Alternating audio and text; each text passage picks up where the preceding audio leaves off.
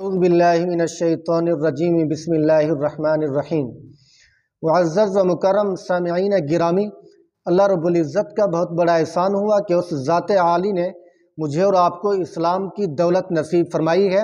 اس پر جتنا بھی شکر ادا کیا جائے اتنا ہی کم ہے۔ میرے دوستو، آج کل ہر بندہ کسی نہ کسی مسئلے میں گھرا ہوا ہے، کسی نہ کسی پریشانی میں گھرا ہوا ہے۔ کسی کو کیا پریشانی، کسی کو کیا پریشانی۔ جتنی سہولیات بڑھتی جا رہی ہیں اتنی پریشانیاں زیادہ ہوتی جا رہی ہیں۔ کوئی بندہ سکھی نہیں ہے، ہر بندہ دکھی نظر آتا ہے، چاہے مال و دولت والا ہو، چاہے جس گویا کہ سہولت کے اندر بھی غرق ہو، پھر بھی جو ہے نا پریشانی ضرور ہوتی ہے دل کے اندر۔ لیکن اللہ رب العزت کا واضح اعلان ہے، الا بذکر اللہ تطمئن القلوب، کہ اللہ کے ذکر کو کریں، اللہ سے یاری لگائیں، اللہ سے محبت کریں، آپ کی تمام تر پریشانیاں ختم ہو جائیں گی، آپ کے تمام تر مسئلے حل ہو جائیں گے، بشرطے کہ ہم اللہ رب العزت کی ذات کے ساتھ محبت کرنے والے ہوں، پیار کرنے والے ہوں اور اس کو یاد کرنے والے ہوں۔ اللہ کی یاد سے کبھی غافل نہیں ہونا چاہیے، ٹھیک ہے؟ تو آئیے میں اصلی ٹاپک پہ بات کرنے لگا ہوں۔ آپ سے گزارش ہے کہ اگر آپ میرے چینل پر نئے ہو تو میرے چینل کو سبسکرائب ضرور کر لیں، کمنٹ بھی کر لیں، لائک بھی کر لیں۔ جزاکم اللہ خیرا واحسن الجزاء۔ میرے دوستو، آپ کو میں دولت کا وظیفہ بھی بتا دوں گا، لیکن ساتھ ساتھ کچھ ایسی امپورٹنٹ باتیں بھی بتاؤں گا جو آپ کو انشاءاللہ فیوچر میں کام آنے والی ہیں۔ میرے دوستو، وظیفہ ٹھیک ہے، جسٹیفائی ہے، اس کو کرنا ضروری ہوتا ہے، اکثریت وظیفے کو کرتے ہیں، لیکن میں سب سے بڑا وظیفہ یہ بھی بتاتا ہوں، جہاں آپ کو مال و دولت کی کثرت دے گا وہاں آپ کو دلی سکون بھی دے گا، وہاں آپ کو دل کا قرار بھی بخشے گا، وہاں آپ کے آخرت کے درجات بھی بلند کرے گا۔ آپ نے سب سے بڑا وظیفہ آپ کو بتا رہا ہوں۔ ایک پہلی بات تو یہ ہے کہ آپ نے تہجد کی پابندی کرنی ہے، تہجد کو باقاعدگی کے ساتھ پڑھنا ہے، ٹھیک ہے؟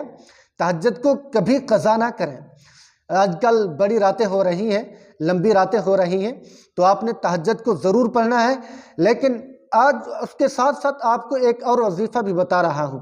جہاں آپ تہجد کی نماز پڑھیں، 2 رکعت نماز صلاۃ التہجد پڑھیں یا 4 رکعت نماز صلاۃ التہجد پڑھیں، وہاں آپ کو ایک بتایا ہوا حضور صلی اللہ علیہ وسلم کا عمل بھی پیش کروں گا۔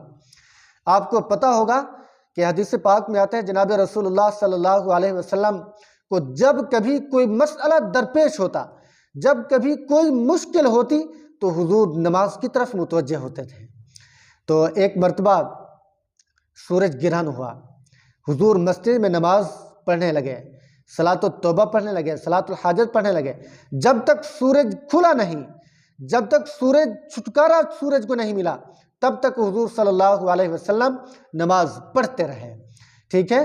اور اس کے بعد اور ایک مرتبہ آندھی ہے، زوردار سرخ آندھی ہے، تو حضور صلی اللہ علیہ وسلم کو صحابہ تلاش کرنے لگے کہ دیکھتے ہیں حضور اس وقت کیا عمل کرتے ہیں، تو سب نے دیکھا حضور مسجد میں نماز پڑھ رہے تھے۔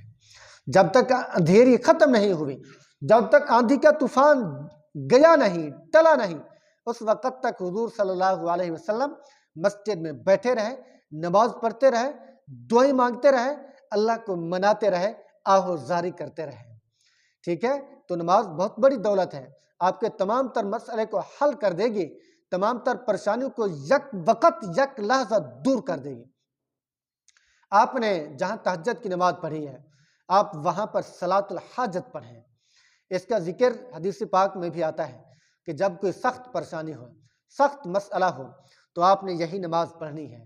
اس نماز کو پڑھیں گے، اس کے بعد آپ نے ایک تسبیح پڑھنی ہے۔ اس تسبیح کو آپ یاد کر لیں، نوٹ کر لیں، یا کسی دستے پر یا کسی کی جگہ کے اوپر آپ لکھ لیں، ٹھیک ہے؟